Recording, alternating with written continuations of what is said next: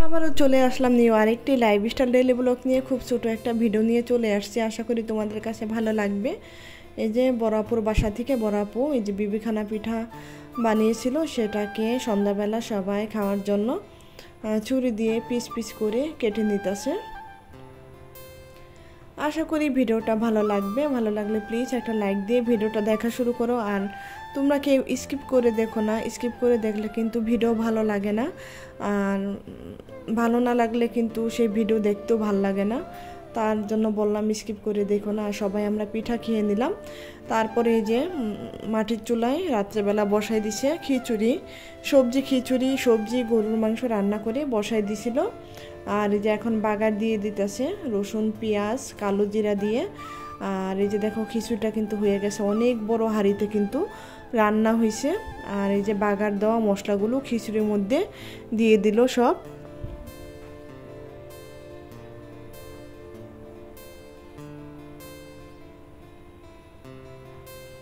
তারপর চুলায় একটু বসিয়ে দিয়ে দিল জিরার গুঁড়া দিয়ে খিচুড়িটা আর একটু চুলার মধ্যে একটু মিক্সড করে। আর এখন চুলা থেকে নামিয়ে নিবে, গরম গরমে সবাই খায় আর কি খেয়ে ফেলবে খিচুড়িটা।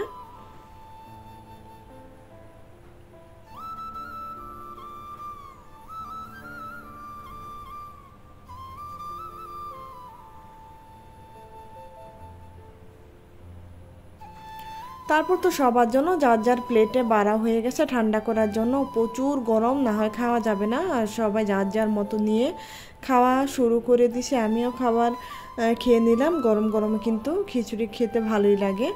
আর আমার চ্যানেলে নতুন যারা আসছো তাদের তো অসংখ্য ধন্যবাদ ভিডিওটা দেখার জন্য। যদি ভালো লেগে যায় আমার ভিডিওর কোনো একটা অংশ, তাহলে সাবস্ক্রাইব করে পাশে থেকে যেও নেক্সট ভিডিও দেখার জন্য।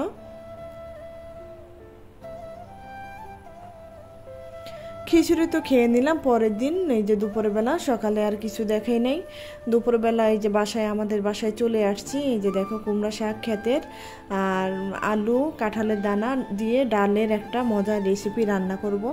এই রেসিপিটা হলে কিন্তু দেখা যায় মাছ মাংস ডিম কিছুই লাগবে না, এত টেস্টি একটা রেসিপি হয়। এই যে আমি ডালটা তো ধুয়ে রেখেছি, আলু আর কাঁঠালের বিচিটা একটু সিদ্ধ করে নিই।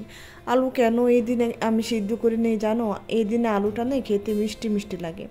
একটা ভাপ দিয়ে যদি একটু পানিটা ফেলে দেওয়া যায় তাহলে সেই আলুটা একদম নতুন আলুর মতো হয়ে যায়। সঙ্গে কাঁঠালের দানাটা একটু ভাপ দিয়ে নিই, কারণ কাঁঠালের দানা না হয়ে একটা কসকস ভাব থাকে। তারপরে এই যে পেঁয়াজটা একটু ভেজে নিলাম, হলুদের গুঁড়া মরিচের গুঁড়া আদা রসুন জিরা একসঙ্গে বাটা, একটু পানি দিয়ে মশলাটা বেশ ভালো মতো কষিয়ে নিলাম। আর এই যে দেখো এদিকে কিন্তু আলু আর কাঁঠালের বিচিটা হয়ে গেছে, ভাপ দেওয়া পানিটা ফেলে দিলাম। এখন আমি ডালটা দিয়ে দিলাম, আর দিয়ে দিলাম এই যে আলু কাঁঠালের দানা একসঙ্গে। তারপর দিয়ে দিব ক্ষেতের কুমড়া শাক। আজকে কুমড়া শাকগুলো তোমাদের সঙ্গে আর ভিডিও ক্ষেতটা আর কি দেখাই নাই, সবসময় তো দেখাই, এমনি অফ ক্যামেরায় তুলে নিয়ে আসছি। আর আমাদের ক্ষেতের কুমড়া শাক খেতে তো মাশাল্লাহ অনেক টেস্ট।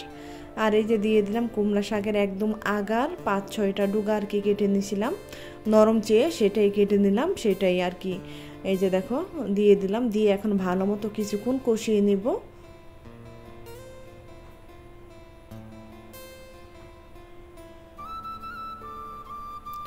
বেশ কিছুক্ষণ কষানোর পরে দিয়ে দিলাম পরিমাণ মতো পানি রান্না করার জন্য। তারপরে কিছুক্ষণ পরে আবারও আসতেছি তোমাদের মাঝে।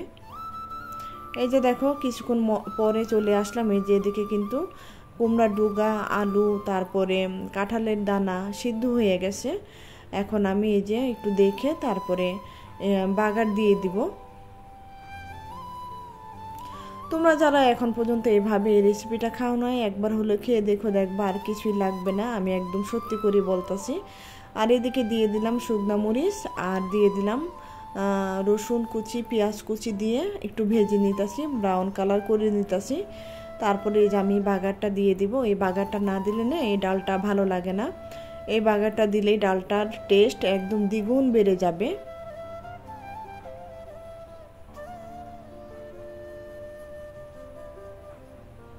আর আমাদের এখানে এই যে দেখো ডাল তো রান্না হয়ে গেছে দুপুর থেকে। এই যে 12টার পর থেকে বৃষ্টি, একদম অনেক কিছু রোদ দিছিলাম, সোফা টোপা তুসুক জাজিম সব কিছু বের করে দিয়েছিল বড় ছেলে ছাদে। আর এদিকে হঠাৎ করে বৃষ্টি চলে আসছে, এই যে ঝুপঝুপ করে বৃষ্টি নামলো। তার আগে কিন্তু প্রচুর গরম লাগতেছিল, তারপর তো বৃষ্টিটা শুরু হয়ে গেল।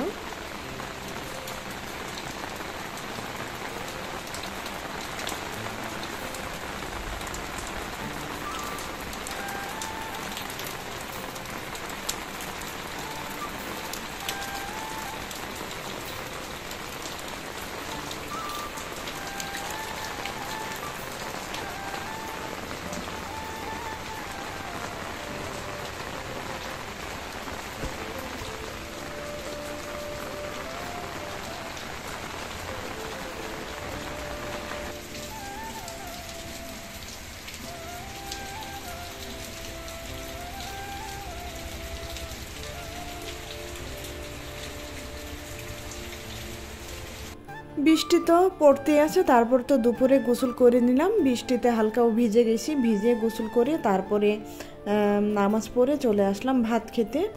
আর একটু নিয়ে নিলাম এই যে আমের আচার সঙ্গে এই ডালটার সঙ্গে। আর গরুর মাংস রান্না আছে, সেটা আর খাবো না, আমি শুধু এই ডালটা দিয়ে সবজি দিয়ে ভাত খাবো। আর অন্য কিছু খেলে এটার টেস্ট কিন্তু নষ্ট হয়ে যাবে, তাই ভাবলাম আমি আর অন্য কিছু খাবো না। সবার আগে বিসমিল্লাহ বলে ডাটাগুলো খেয়ে নিলাম। কুমড়া শাকের ডাটাগুলো খেলে মনে হয় কি মুখের মধ্যে দিলে একদম রসগোল্লার মতো শিরা পড়তেছে, এত টেস্টি, এত সফট ডাটাগুলো, খেতে ইচ্ছা করে।